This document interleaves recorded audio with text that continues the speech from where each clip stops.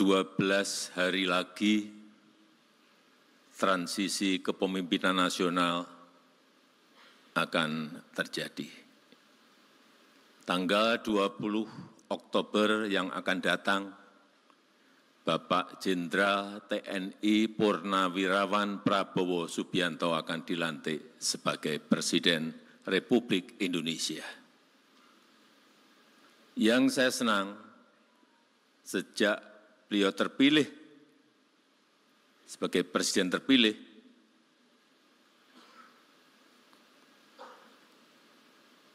persiapan menuju ke pelantikan itu betul-betul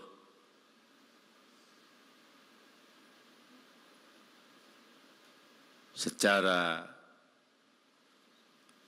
rencana kerja, program, dan lain-lain, transisinya berjalan dengan baik. Hampir di setiap rapat paripurna, rapat terbatas apapun topiknya, Pak Prabowo selalu hadir. Kalau sebelumnya hanya untuk urusan pertahanan, tapi setelah menjadi presiden terpilih, di semua rapat terbatas, rapat paripurna selalu hadir, sehingga rencana-rencana untuk program unggulan yang akan dilaksanakan oleh Presiden Prabowo itu betul-betul disiapkan dengan baik dengan menteri-menteri yang sekarang. Sebagai contoh, untuk RAPBN 2025, saya enggak tahu berapa kali pertemuan Pak Prabowo dengan Menteri Keuangan Ibu Sri Mulyani. Hampir setiap minggu, hampir setiap hari bertemu untuk mempersiapkan itu. Artinya apa? Seperti tadi yang disampaikan Pak Enggar, transisi kepemimpinan ini akan berjalan dengan lancar, insya Allah mulus, sehingga setelah dilantik, Presiden dan seluruh kabinet langsung bisa bekerja dengan cepat melaksanakan program-program yang ada, tanpa ada jeda. Saya 2014 butuh waktu 1 sampai 1,5 tahun untuk mengkonsolidasi. Artinya 1 sampai 1,5 tahun waktu kita hilang. Karena itu saya sangat senang sekali proses transisi kepemerintahan ini kita harapkan yang tinggal 12 hari berjalan dengan baik dan berjalan dengan mulus. Karena transisi kepemerintahan yang berjalan dengan baik dan mulus itu penting untuk menjaga optimisme kita semuanya. Untuk menjaga stabilitas, baik itu politik maupun ekonomi. Tetapi meskipun sekarang ini, kalau cerita mengenai optimisme itu nggak ada yang tepuk tangan. Tapi kalau yang disampaikan itu mengenai pesimisme, tepuk tangannya banyak banget. Panggung kita memang masih seperti itu. Begitu kita berbicara optimisme, nggak ada yang tepuk tangan. Tetapi kalau kita menyampaikan pesimisme, negativisme, tepuk tangannya kencang banget. Dan baru laku sekarang ini.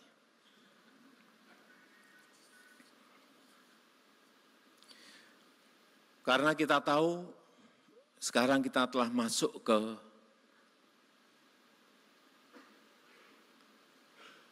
abad Asia. Pergeseran dari barat menuju ke Asia. Growth pertumbuhan ekonomi juga bergeser semuanya ke Asia. Dan diprediksi, diperkirakan di Asia nanti akan ada 3 kekuatan ekonomi baru. superpower ekonomi, 3 negara yang diperkirakan. India, China, dan Indonesia. Sekali lagi, ketiganya ada di Asia. Tapi hati-hati untuk menuju ke 3 negara tadi, menjadi superpower ekonomi, itu banyak tantangannya. Banyak syarat-syarat yang harus dilalui. Oleh sebab itu, optimisme itu penting. Menjaga optimisme itu penting. Tantangan yang kita hadapi, saya kira kita tahu semuanya. Perlambatan ekonomi global yang diperkirakan masih di angka-angka 2,7, 2,8% rata-rata. Dan patut kita syukuri, Indonesia masih tumbuh di atas 5% growth-nya. Juga peningkatan tensi geopolitik. Perang Ukraina belum selesai, masuk perang Israel, Palestina, tambah lagi Israel, Lebanon, tambah lagi Iran dengan Israel, ketidakpastian ekonomi dunia semakin tidak jelas. Itulah yang tadi saya sampaikan, optimisme itu penting. Jangan kita terjebak pada rasa pesimisme karena ketidakpastian global, karena geopolitik dan lain-lainnya. Juga dampak perubahan iklim. Ini yang kita hadapi ke depan. Perlu semuanya mengantisipasi dan menyiapkan untuk ini. Dan di dalam negeri kita, urusan yang berkaitan dengan produktivitas, bagaimana menaikkan produktivitas, ICOR kita, semuanya menjadi PR besar bagi pemerintahan yang akan datang. Tetapi di sisi lain, kita memiliki modal besar, pertumbuhan ekonomi yang tetap terjaga di atas 5%, kuartal kedua 2024 kita masih tumbuh 5,08%. Inflasi yang terus bisa kita kendalikan di angka 2-3%. Ini juga merupakan modal yang sangat baik. Keyakinan konsumen, saya tadi pagi mendapatkan angka tetap di level optimis di 124,4. Kemudian juga spending index kita trennya meningkat, kalau kita lihat di kuartal ketiga 2024 di 234,8, di kuartal ketiga 2023 145,8. Artinya secara year on year naik sangat tinggi sekali. Dan saat ini GDP per kapita kita sudah mencapai 5.060.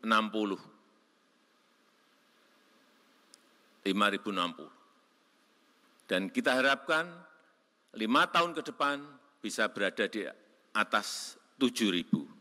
10 tahun ke depan bisa di atas 9.000 dan seterusnya. Nah, yang harus kita jaga. Asal pertumbuhan ekonomi kita bisa di atas 5% atau sesuai yang sering disampaikan oleh Pak Prabowo bisa mencapai target 8%, itulah yang akan mempercepat negara kita Indonesia bisa masuk menjadi negara maju.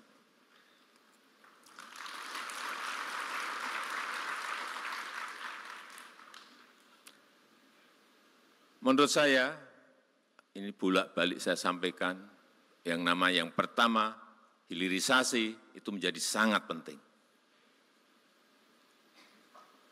Nilai tambah itu sangat penting. Tetapi yang kedua juga digitalisasi juga menjadi hal yang sangat penting. Satu, hilirisasi, yang kedua digitalisasi. Digitalisasi yang namanya data center itu menjadi wajib segera kita miliki. Yang kedua, data analitik yang akan bisa kita menganalisa angka-angka dan lain-lain secara cepat. Juga yang berkaitan dengan digital infrastructure. Infrastruktur digital ini sangat penting sekali. Dan yang berkaitan dengan digital payment system. Ini namanya perbankan, saya kira sudah masuk ke sana semuanya.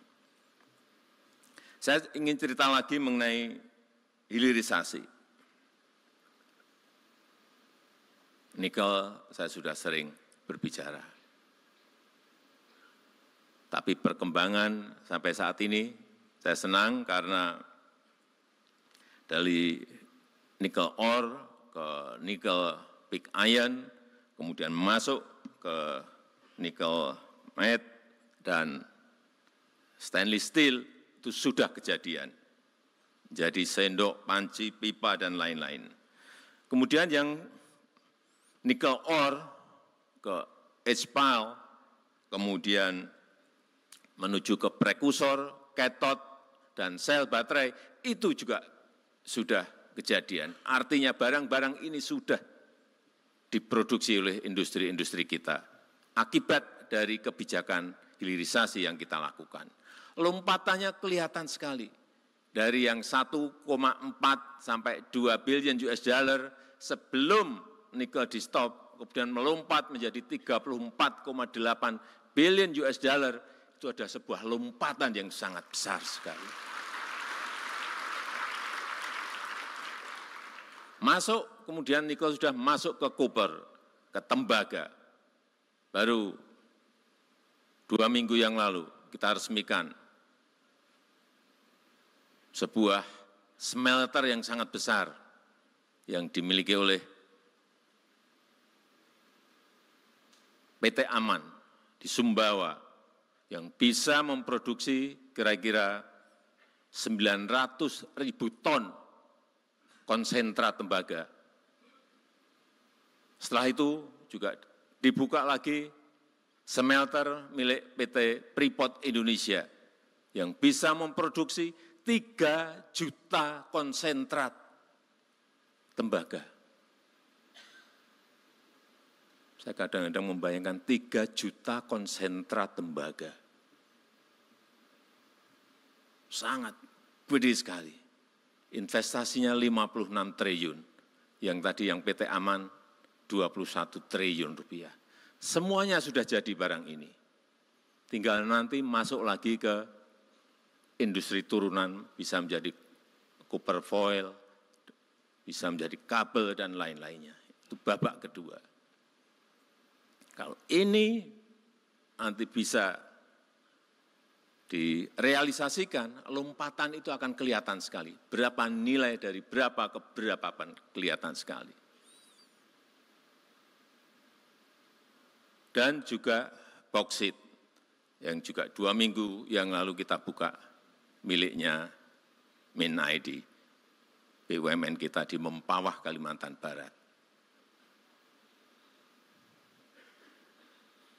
Satu-satu apa yang telah kita kerjakan itu selesai dan harus ditindaklanjuti oleh industri turunannya. Sehingga nanti sekali lagi nilai tambah itu akan kita dapatkan.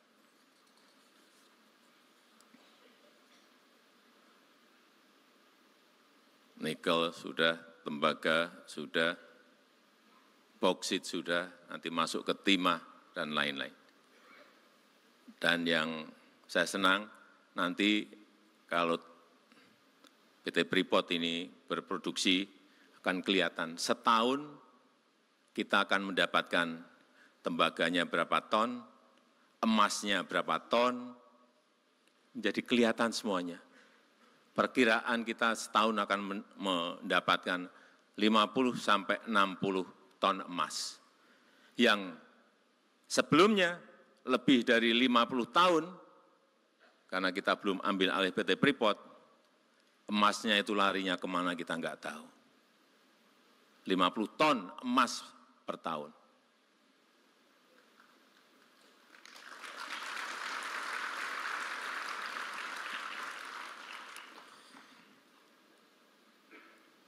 Karena penduduk kita